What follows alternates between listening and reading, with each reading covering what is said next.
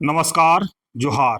आप देख रहे हैं झारखंड स्वतंत्र खबर। हमारे साथ सोशल भी लेखक गलक्षण डुंगडुंग हैं और हम लोग बात करेंगे कि जिस तरह से अभी नगरी टू आंदोलन कहें या रिम्स टू बनने को लेकर के एक बार झारखंड में राजनीति गरमा गया है। पक्ष और विपक्ष दोनों एक दूसरे पर आरोप प्रत्यारोप लगा रहे हैं। तो इधर स्वास्थ्य मंत्री इरफान अंसारी जो है वो कह रहे हैं कि सरकार का जो प्रोजेक्ट है वो रिम्स टू जो है वो बनेगा वहीं पर। लेकिन जिस तरह से बंधु तिर्की भी कह रहे हैं कि वहाँ पर किसानों का जमीन में रिम्स टू नहीं बनने देंगे।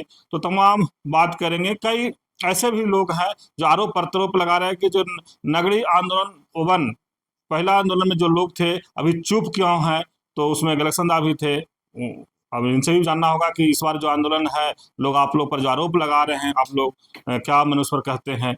तो इस तरह से कई बात हम गलक्सनदा से करेंगे नगरी आंदोलन को लेकर के। जरा जोहार। जोहार जोहार।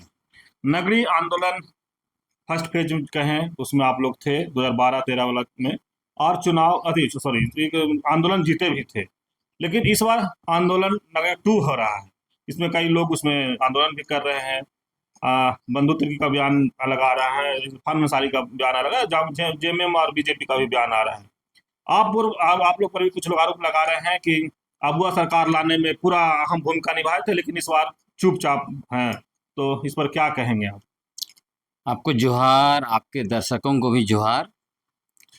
देखिए, ये जो नगरी का जो मसला है उसमें इस बार जो है मोटा मोटी तौर पर देखेंगे तो जो बड़े पॉलिटिकल पार्टियां हैं, चाहे वो भाजपा, कांग्रेस, जेएमएम, एक तरह से तीनों पॉलिटिकल पार्टी जो है इनके गले की हड्डी बन गई है नगरी।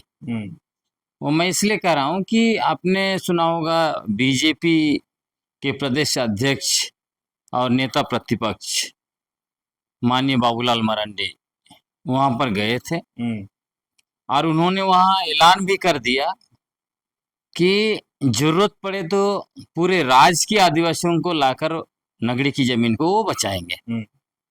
तो जब उन्होंने वहां से ऐलान किया है तो निश्चित तौर पर बीजेपी इस मूवमेंट में बहुत बड़ी भूमिका निभाएगी।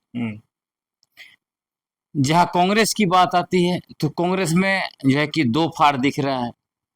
एक तो कह रहे हैं आपका माननीय स्वास्थ्य मंत्री इरफान अंसारी जी कि हर कीमत पर नगरी का तो नाम नहीं लिया लेकिन हर कीमत पर रिम्स टू बनेगा।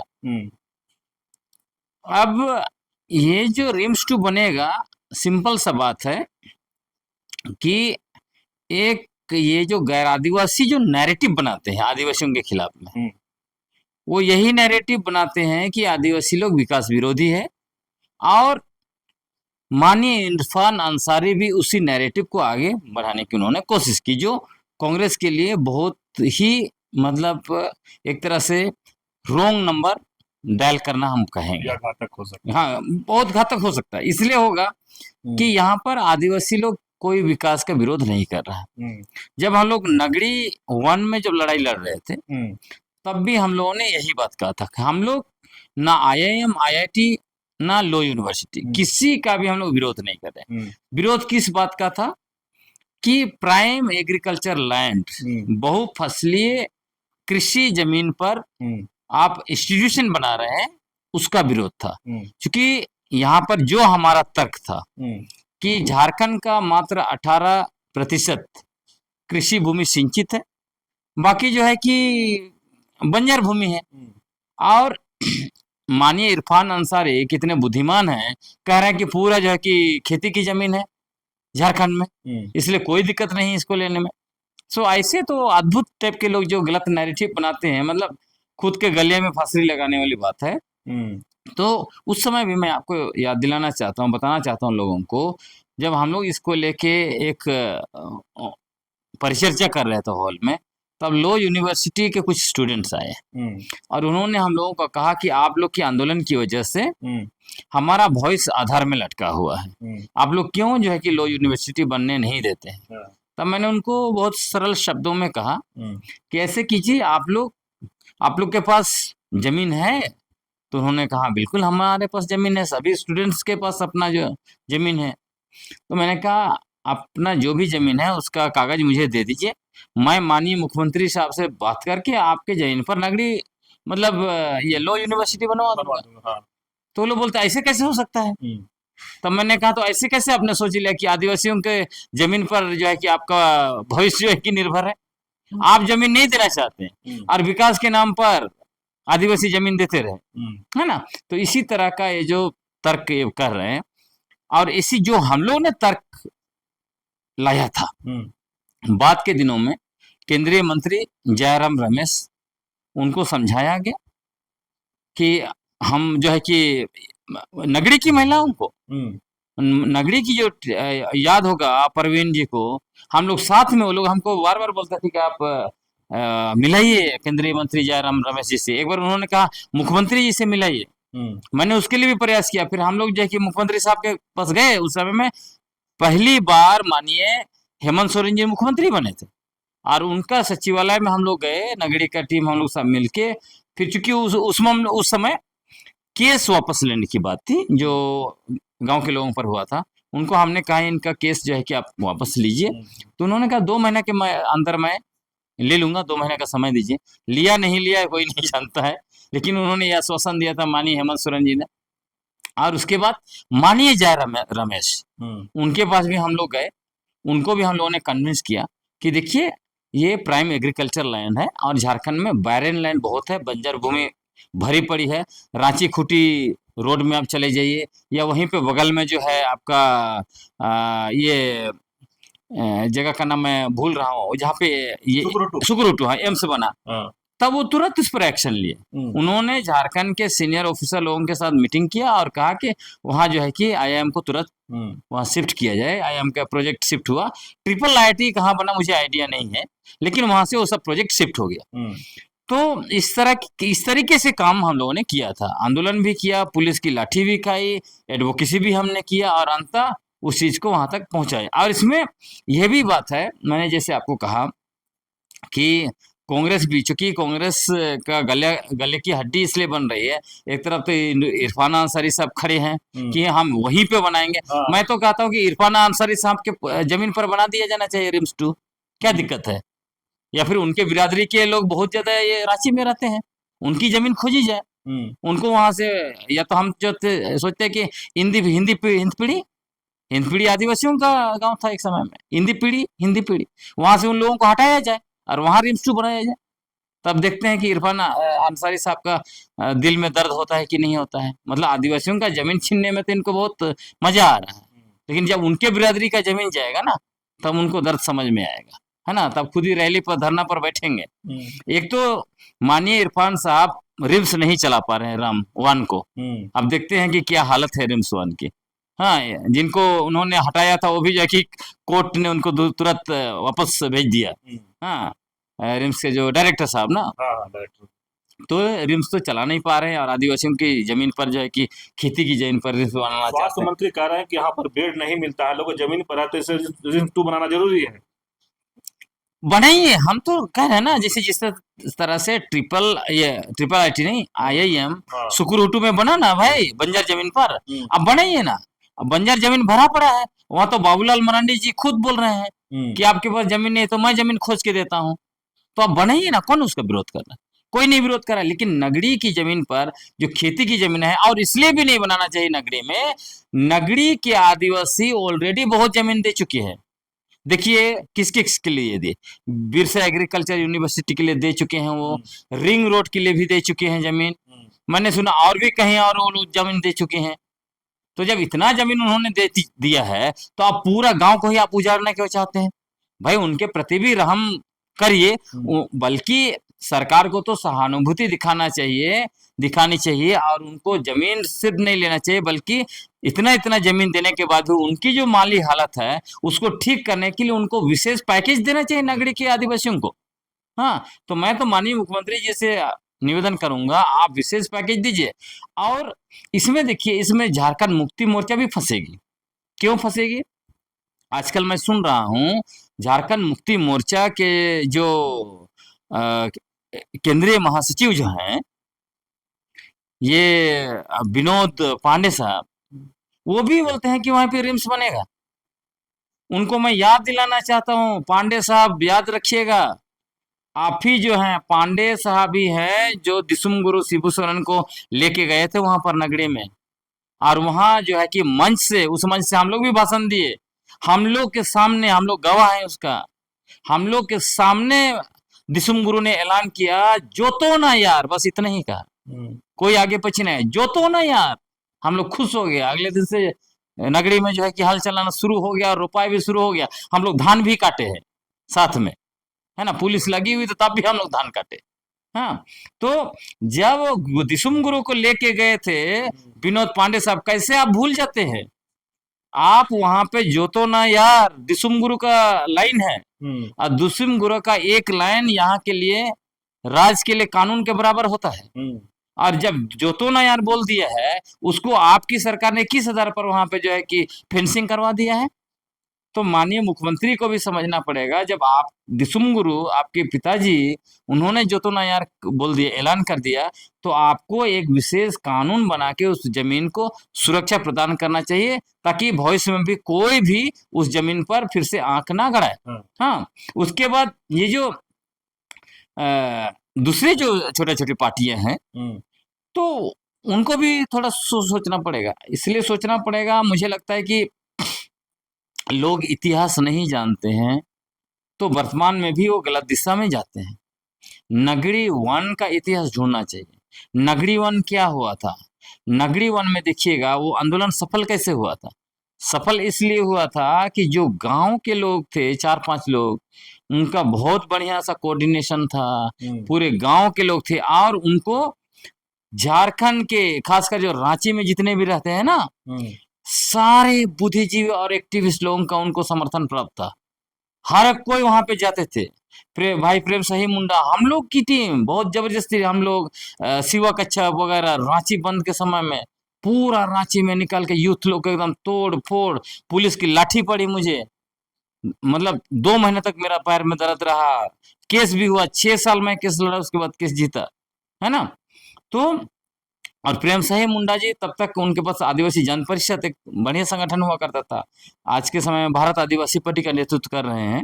बिल्कुल होना चाहिए, लेकिन यह आंदोलन जो है, कहाँ जहां भी कोई एक पॉलिटिकल पार्टी का निजी हित, या कोई पॉलिटिकल पार्टी सोच ले कि इसके द्वारा हम झारखंड में अपनी राजनीति चमकाएंगे, तो झारखंड के विस्थापन आंदोलनों से ऐसा कभी नहीं होता है। इसीलिए इसको एक, जिस तरह से विस्थापन आंदोलन चलता है, सामाजिक आंदोलन, उसी तरह से चलने देना चाहिए। क्योंकि इसमें मैं देख रहा हूँ कई पूर्व मंत्री लोग जा रहे हैं, यहाँ जा रहे हैं, वहां जा रहे हैं, वहां जा रहे हैं, उसे क्या दिखता है? उसे ऐसे ही दिखता है, कोई ना कोई लोग अपनी निजी हित, राजनीतिक हित साधने के लिए उपयोग करें, इसे टाइप से दिखता है। बनोत्री के जो मुख्यमंत्री से जो दिए हैं और बोले हैं कि वहाँ किसानों की जमीन पर स्टू नहीं बनने देंगे, उस पर आपको क्या?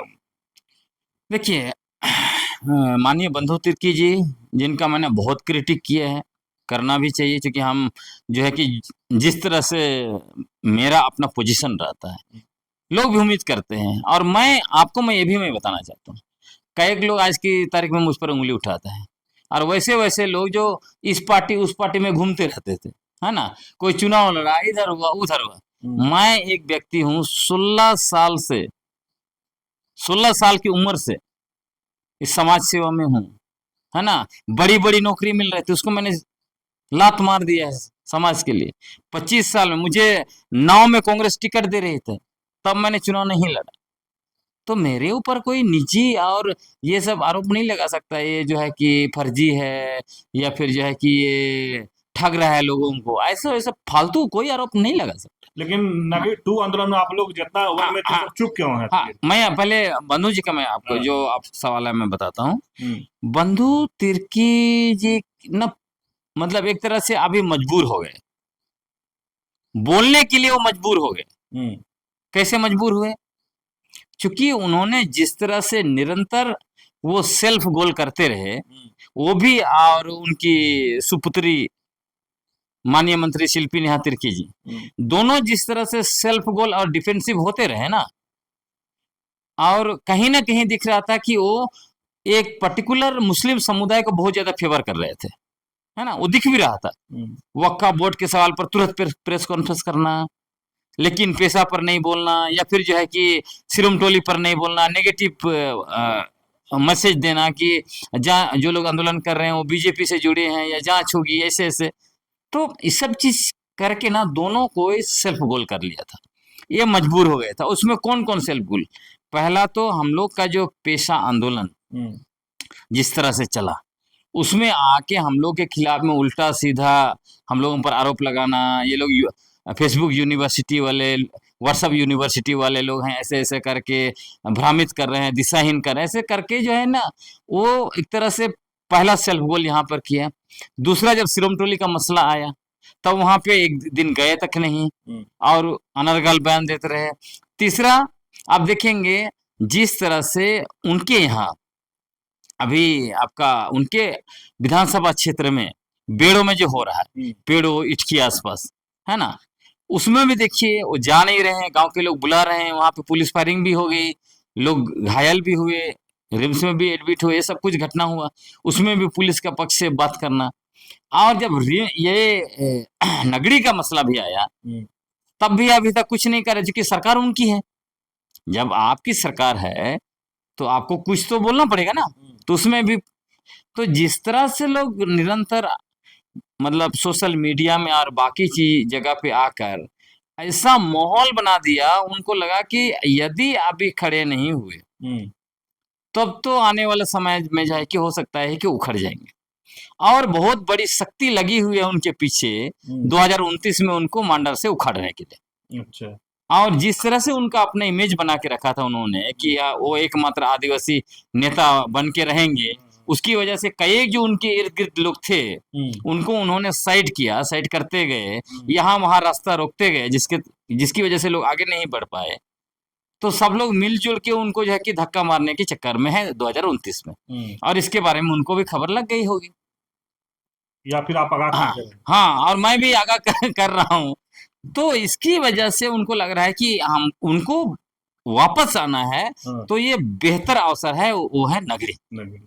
और चूंकि नगरी में बीजेपी ने भी ऐलान कर दिया है, पूरे झारखंड के लोग को लेके आके यहाँ मूवमेंट करेंगे, और इस अगर बीजेपी आ गई यहाँ पे मूवमेंट करने और ये नहीं आए, तो ये तो जितना मतलब इनका पॉलिटिकल करियर में इन्होंने अपने आप को एक बड़ा नेता के रूप में बना के रखा है, आदिवासी नेता के रूप में, वो तो फुस हो जाने वाला है, गुब्बारा फूटने वाला है।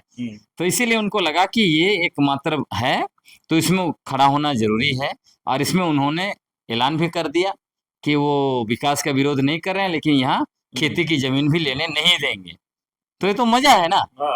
इधर बाबूलाल मरांडी भी नगरी बचाने जा रहे हैं, बंधु साहब भी जा रहे हैं, तब तो अच्छा है। फिर इधर दिसुम गुरु तो ऐलान कर ही दिए, जोतो ना यार, है ना, 2012 में ही तो लोग तो जोतेंगे। तो हम लोग जो है कि बस देख रहे हैं कि कौन कितना कितना तीर मार रहा है। लेकिन दादा एक और लोगों का ये है कि नगरी आंदोलन में लोग चेहरा चमकाए फर्स्ट आंदोलन में, अब जो दूसरा आंदोलन है चेहरा बचा रहे हैं, तो शायद आप ही लोग पर कहा जा रहा है कि चेहरा बचा रहे हैं आप लोग।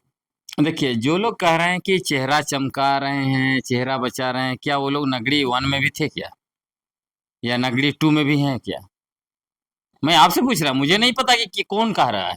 लक्ष्मी का कैसे ही बयान है। खैर, उनका ऐसे चलता रहा, उनको मैं कमेंट भी नहीं करना चाहता। वो मैं बस उनको एक मानता हूँ, एक काफी पुराने आंदोलनकारी हैं, तो उनका स्टेटमेंट आता है, आते रहने दीजिए। लेकिन मैं जो कुछ न्यूज मैंने देखा, मतलब जो खासकर सोशल मीडिया में या फिर चैनलों में जो आ रहा है, जिसमें सबसे ज्यादा जो सवाल उठाया गया है दयामणि बारला दीदी के ऊपर, तो मैं कहना चाहता हूँ लोगों को सही जानकारी नहीं है। कुछ लोग यह भी कह रहे हैं कि नगरी आंदोलन की वजह से दयामणि दी को अमेरिका जाने का मौका मिला, उनको जो है कि वहाँ अवार्ड मिला, उनको आयरन लेडी का जो है कि दर्जा दिया गया। ये सब एक्चुअली ये गलतफहमी है। मैं आपको बताना चाहता हूँ कि दयामणि दी खासकर कोयल कारो मूवमेंट और नेतरहाट मूवमेंट, वो पत्रकारिता के थ्रू वहां पे जुड़ी और लिखती भी थी, भाषण भी उसी तरह देती थी, और धीरे धीरे हर मूवमेंट में इतना ज्यादा विस्थापन आंदोलन से वो जुड़ी कि मैं आपको बताना चाहता हूँ बहुत पहले, नगरी तो 2012 में, 2002 में जब मैं पुणे में इंटर्नशिप कर रहा था, तब तक मैं तो 95 से शुरू किया, लेकिन उस बीच जो है कि 1.5 साल का इंटर्नशिप करने का मौका मिला था, मैं पुणे चला गया था। तो उस समय 2002 में जब ये हुआ था एशियन सोशल फोरम हैदराबाद में, उस समय हम लोग देखते थे दयामानी बारला, मेधा पाटकर, ये सारे लोग बड़े आइकन हुआ करते थे 2002 में।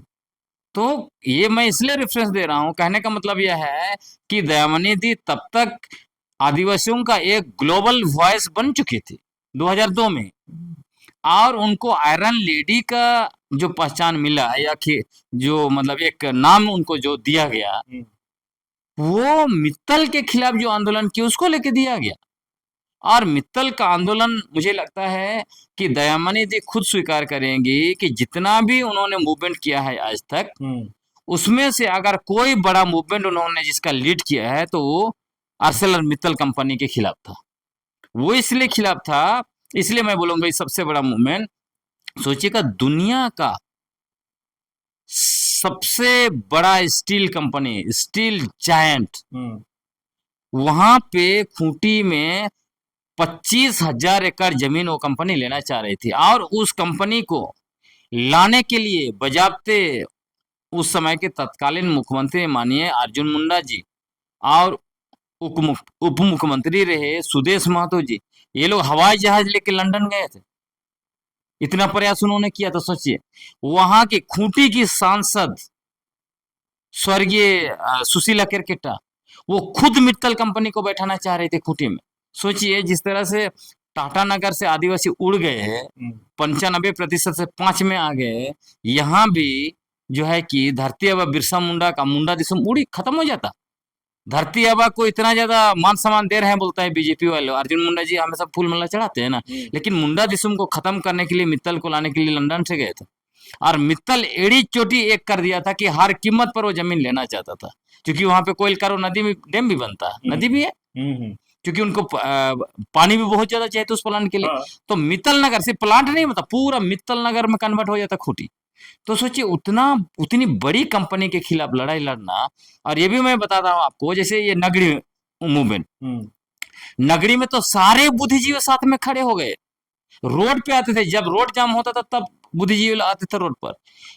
आपका मित्तल आंदोलन में उतना समर्थन उनको नहीं मिला था, उनको जो भी समर्थन मिला था वो अपने बलबूते पे जो है वो आंदोलन खड़ा की थी, और वहां के जो भी लोग थे 4 प्रखंड के, वो लोग उनके साथ जुड़े थे, और उस बलबूते उस आंदोलन को जीती है।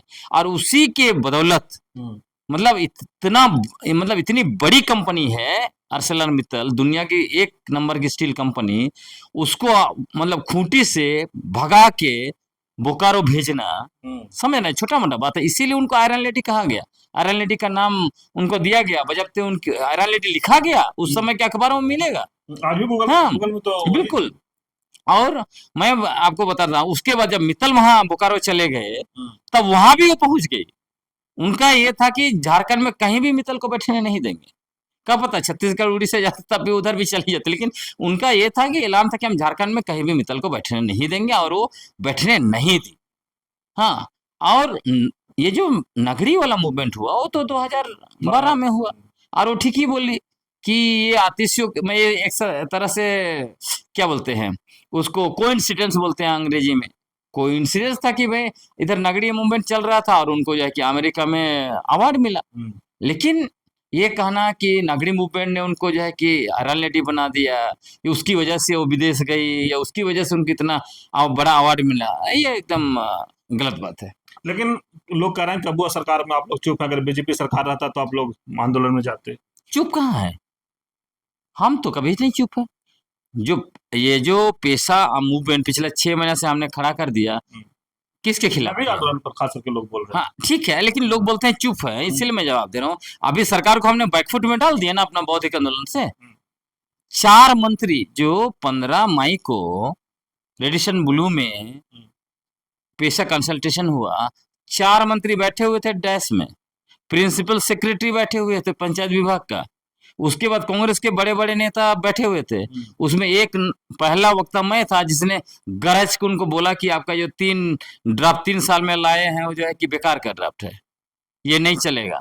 आप जो है कि हमारे पुरखों की पारंपरिक स्वशासन व्यवस्था पर गांधी जी का पंचायत राज व्यवस्था आप नहीं थोप सकते। किसने बोला? किसका ताकत था? वो ग्लेडसन डुंगडुंग ही था। इसकी वजह से जो है कि सरकार बैकफुट में गई और अभी जो है कि ड्राफ्ट में बदल रहे हैं, ये बदल रहे हैं, वो बदल रहे हैं, चल रहा है। तो मेरे ऊपर कोई सवाल नहीं उठा सकता ये कहते हुए हम ये सरकार के खिलाफ नहीं बोल रहे हैं।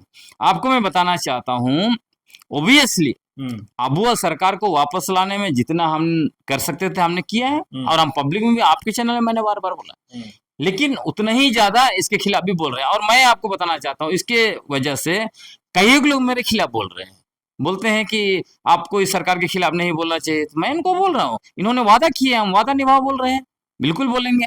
और आपको मैं बताता हूँ, मेरे ऊपर कोई उंगली नहीं उठा सकता है। जब कांग्रेस सरकार केंद्र में थी, ऑपरेशन ग्रीन हंट पूरा देश में लॉन्च किया है ना, आदिवासी इलाकों में 9 राज्यों में, तब झारखंड से एक मैं बहुत बड़ा वॉइस था जो दिल्ली से लेकर इंटरनेशनल तक इस बात को उठाया। और मैंने 2 किताब की, 2 क्या 3 किताबें उस पर लिखी। Endless cry in the red corridor 500 page में अंग्रेजी का किताब, mission surrender, war for natural resources in India, एक क्रॉस फायर हिंदी में मैं और संजय कृष्ण जी मिलकर लिखे हैं। तो उस समय मैंने बिल्कुल स्थापित कर दिया देश और दुनिया के लेवल पर कि ये जो भारत सरकार ऑपरेशन ग्रीन हंट लॉन्च किया आदिवासी इलाके में, ये माओवादियों को खत्म करने के लिए नहीं है, ये आदिवासियों को खत्म करते हुए हमारा जो खनिज संपदा है, जंगल है, उसको लूटने के लिए किया है। लेकिन हाँ? मेरा एक और सवाल है कि जिस तरह से आप लोग लगातार जो भी खबर आ रही है उसमें देखा जा रहा है कि आप हो गए, गलेक्सन डुंगडुंग, देवेंद्र बारला, बंधुत्री के लगातार नाम लिया जा रहा है कि आंदोलन, तो क्या नगरी 2 का जो आंदोलन है उसमें जो लोग आंदोलन कर रहे हैं, आप लोग कह रहे हैं कि एकदम चुप है, कुछ बोले, तो आप लोग इतना महत्व क्यों दिया जा रहा है उस आंदोलन? देखिए, हो सकता है क्योंकि जिस तरह से हम लोग जो भी मूवमेंट किया आज तक उसमें रिजल्ट आया है, और बहुत सारे लोगों का देखिएगा। अभी फिलहाल देखिए ना, जैसे मैं आपको रेफरेंस के लिए देता हूँ, जैसे आपका यहाँ चुनाव से पहले देवड़ी मंदिर को लेकर मूवमेंट हुआ, क्या रिजल्ट आया? 2 लोग जेल में गए, जैसे ही चुनाव खत्म हुआ मूवमेंट फुश। उसके बाद सिरमटोली मूवमेंट, सिरमटोली का भी ऐसे कुछ हुआ, उसके बाद वो भी फुश हो गया। हाँ, रिजल्ट नहीं आया। तो हो सकता है इसकी वजह से लोगों को लगता है कि जो मूवमेंट ये लोग पकड़ते हैं उसको जो है कि अंतिम तक ये लोग अंजाम तक ले जाते हैं। तो ये लीडर लोग सही है, इनको ही सामने आना चाहिए। ये उनको लगता होगा जो, हाँ, उनका डर है कि हम जो आंदोलन करने जाएंगे तो नहीं जीतेंगे, ऐसा आपको कहना? हाँ, एक तो वो होगा कि वो शायद अपने से पॉलिटिकल ये नफा नुकसान को देख के वहां पे खड़े होंगे, जहां उनको लगेगा इसका जो है कि पॉलिटिकल या इकोनॉमिक जो बेनिफिट नहीं होगा तो लोग भाग जाएंगे। और हम लोग का तो ऐसा नहीं है, हम लोग तो केस भी खाते हैं, लाठी भी खाते हैं, नगरी में दयामनिधि जेल में भी रहे, तो इसलिए लोग आज भी याद करते हैं। लोग हैं जो कमिटेड लोग हैं, ये लोग आएंगे। अब जहाँ तक नगरी का सवाल है, देखिए मैं कहना चाहूंगा कि नगरी 2 का जो मूवमेंट शुरू हुआ ना, वो मुझे लगता है कि गलत तरीके से शुरू हुआ। जो मुझे लगता है, हो सकता है मैं गलत भी हो सकता हूँ, क्योंकि वहां जब फेंसिंग सब कुछ हो चुका ना, उसके बाद ये मूवमेंट हम देख रहे हैं। होना क्या चाहता है, जैसे ही वहां सरकार फेंसिंग करना या जो भी कुछ काम, अगर वहां पे सरकार की एक्टिविटी जैसे ही दिखी, वैसे ही गांव वालों को फटाफट जितने भी आंदोलनकारी है उनसे संपर्क करना चाहिए था, और तुरंत जो है कि लोगों को बुलाना चाहिए था। कभी कभी क्या होता है ना, जैसे हम ही लोग पेशा आंदोलन में इतना ज्यादा लगे हुए हैं, और अभी देखिए पंचायत राज व्यवस्था को हटाने के लिए हम लोग गांव गांव में पारंपरिक ग्राम सभाओं के अंदर जो कार्यकारिणी समिति वगैरह बना रहे हैं। तो ऑब्वियसली है, जब आप कहीं रहते हैं इतना कुछ हम लोग देख नहीं पाते, हो सकता है कभी अखबार नहीं पढ़ पाए तो हमें सूचना नहीं मिल पाए, तो लोगों को सूचना देना पड़ेगा ना। गांव गांव में लोग सूचना देते हैं, यहाँ पे हो रहा है, तो यहाँ पे गलती हुई। और मुझे लगता है कि कई लोग, जैसे दयामनिधि, मैं शुरू से जब मुझे पहली बार इसको लेके पूछा गया था सवाल, तब मैंने कहा था कि दयामनिधि चूंकि उस समय सर्वमान्य लीडर थी नगरी आंदोलन की, तो सबसे पहले उनको वहां पे बुलाना चाहिए था, उनको संपर्क करना चाहिए था, और वो उनके थ्रू बाकी सारे लोगों को गोलबंद करना चाहिए था। लोग निश्चित तौर पर आते, हम लोग आते, और अभी भी, चूंकि अभी हम ये देख रहे हैं, चूंकि एक तरफ बाबूलाल मरांडी जी ने ऐलान करके रखा है कि हम पूरे झारखंड के आदिवासियों को लाके नगरी बचाएंगे, दूसरी तरफ कांग्रेस के कार्यकारी अध्यक्ष बंधु तिर्की जी ऐलान कर दिए कि विकास के हम विरोधी नहीं है, लेकिन खेती की जमीन को हर हालत में बचाएंगे। तो जब दो बड़ी पॉलिटिकल पार्टियां ऐलान कर चुकी है और इसमें जो है एक पार्टी ओपोजिशन में है और एक सत्ता में है, तो फिर हमारी जरूरत क्या है भाई?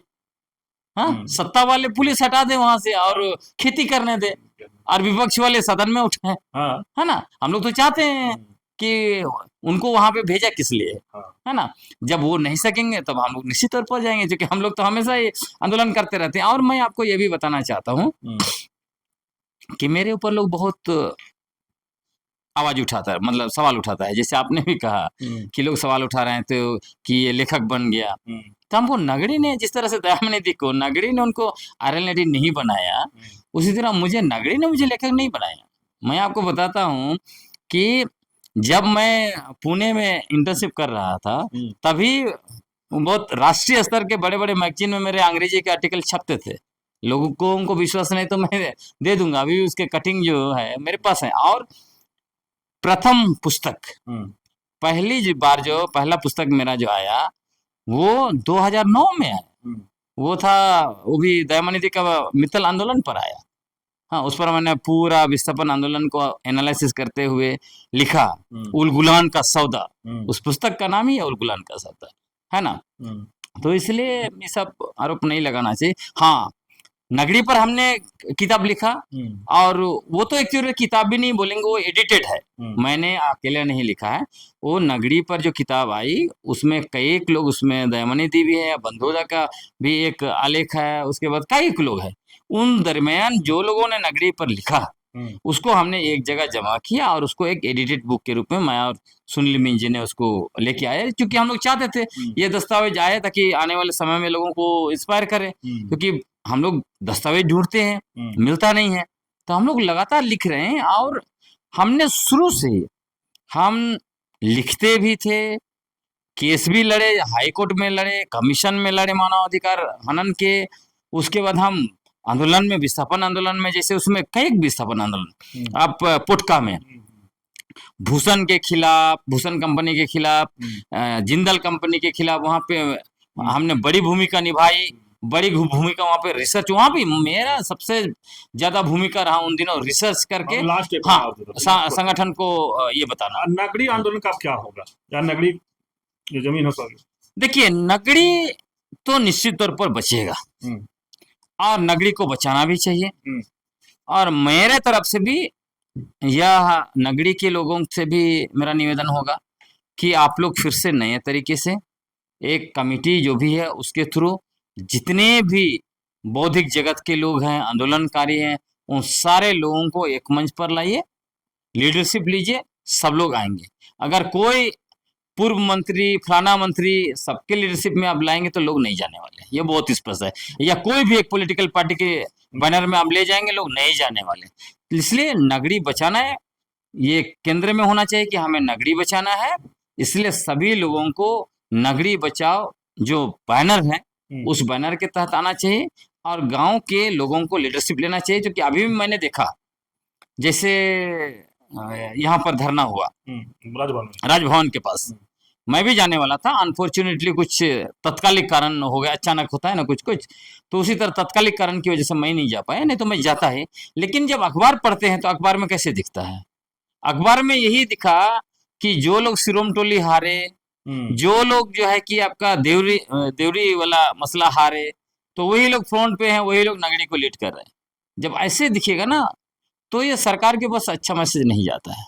सरकार के पास ये मैसेज जाना चाहिए कि नगड़ी गांव के लोग और झारखंड के जितने भी जाने माने बुद्धिजीवी लोग हैं, आंदोलनकारी लोग हैं, वो नगड़ी की जमीन सरकार को नहीं देना चाहते हैं, वो विकास विरोधी भी नहीं है। इसलिए नगड़ी की जमीन को छोड़ के सरकार को रिम्स 2 कहीं बंजर भूमि पर बनाना चाहिए। और रिम्स 2 आप इधर देखिए ना, जैसे एचईसी का इतना सारा जमीन है, उसमें आप बना रहे हैं ना भाई, आप स्टेडियम बना रहे हैं, आपने विधानसभा भवन बना लिया, आपने जो है कि ये सीआरपीएफ, हाँ हाईकोर्ट बना लिया, सीआरपीएफ का भी कायम बना दिया, और क्या क्या पुलिस का कायम बनाया। तो जब ये सारा कुछ आप बना सकते हैं तो वहां पे रिम्स 2 बनाइए, वहां रिम्स 2 बनाएंगे तो आने के लिए सिमडेगा, गुमला, ये लोग जो आएंगे इधर से चाहे बसा से, उनके लिए आसान हो जाएगा। तो रिम्स 2 आप जो है कि जो एसीसी के लिए जमीन लिया गया था वहां पे बनाइए। नगरी का जमीन किसी भी कीमत पे नहीं दिया जाएगा। और मैं सभी साथियों को मैं बोलना चाहता हूं कि नगरी की जमीन के लिए हम लोग लड़ेंगे और जरूर लड़ेंगे और जरूर बचाएंगे। चलिए, अभी आप सुन रहे थे लेखक गलेक्सन डुंगडुंग की बात, और बहुत विस्तार से नगरीय आंदोलन पर हम लोग बात किए। जिस तरह से नगरीय आंदोलन को, चाहे ये स्वास्थ्य मंत्री इरफान अंसारी के बातों पर अपनी बात को रखे, चाहे बंधु तिर्की का जो बयान था उस पर अपनी बातों को रखे, और कई जो आरोप इन पर लग रहा था कि इन लोग फर्स्ट नगरी का जो था आंदोलन उसमें चेहरा चमकाए, लेखक बन गए। जैसे दयानंद जी पर लोग का ऐसे भी कई खबर भी चला कि उनको अवार्ड मिल गया था नगरी के ऊपर। सब की बातों का खंडन करते हुए समझाने की कोशिश किए कि ना दयामणि दी को नगरी आंदोलन से अवार्ड मिला था, ना अमेरिका गई थी। वो एक उससे पहले ही एक मैंने आदिवासियों का एक ग्लोबल वॉइस बन चुकी थी। इसीलिए मित्तल कंपनी को लेकर के उनको आयरन लेडीज भी कहा गया था। बहुत लोग कंफ्यूज होंगे कि आयरन लेडीज इनको क्यों कहते हैं लोग, तो उस पर भी क्लियर कर दिए कि उनको मित्तल कंपनी को भगाए थे खुट्टी से, इसलिए उनको आयरन लेडी कहा गया था। और वो अपने बलबूते भगाए थे। उस समय कहे कि कई प्रखंड मिलकर ला करके वो आंदोलन किए थे, और मित्तल इतनी बड़ी कंपनी को वहां पर टिके नहीं दिए थे। जिस तरह से कहे कि लेखक के लोग बात करते हैं, हम लेखक नगरी आंदोलन से नहीं बने हैं, हम उससे पहले ही किताब लिख चुके थे। और लेकिन कई बात ये हुआ कि अबुआ सरकार में इन लोग चुप हैं। उस पर भी बात को खंडन किए कि अबुआ सरकार में पेशा के लेकर कभी सरकार को घेरते रहे, अभी भी कह रहे हैं। लेकिन नगरी आंदोलन पर कहे कि जिस तरह से अगर कोई एक बैनर रहेगा नगरी बचाओ आंदोलन तो लोग जाएंगे, लेकिन अगर पार्टी के बैनर रहेगा उसमें सब लोग नहीं जा पाएंगे। शायद इसीलिए इन लोग भी वहां पर नहीं जा पाए। जैसे कई पूर्व मंत्रियों के नाम ले रहे हैं, चाहे बाबूल मरांडी का भी नाम ले रहे हैं, कि वो भी कह रहे हैं कि पूरे राज्य से आदिवासी को लेकर के आएंगे और हम नगरी को बचाएंगे। उधर बंधु को बोल रहे हैं कि हम सरकार का आदमी है, बंधु तिर्की वही कह रहे हैं कि वहां पर हम रिम्स 2 नहीं बनने देंगे। तो कह रहे हैं कि फिर हम लोग का क्या काम है वहां पर? एक तरह से पक्ष है, विपक्ष है, सरकार वहां से पुलिस हटाए, वहां से खेती करने दे। तो ये लगातार सारी बातों को विस्तार से समझाने की कोशिश किए, लोगों को जवाब देने की कोशिश किए। जो सवाल उठा रहे थे उनको भी कहीं ना कहीं ये मुंह बंद करने की कोशिश किए कि क्या सच्चाई है उसको जानो, उसकी बात को रखो। तो इस तरह खबर को देखने के लिए आप झारखंड स्वतंत्र खबर से जुड़े रहिए। जोहार, नमस्कार।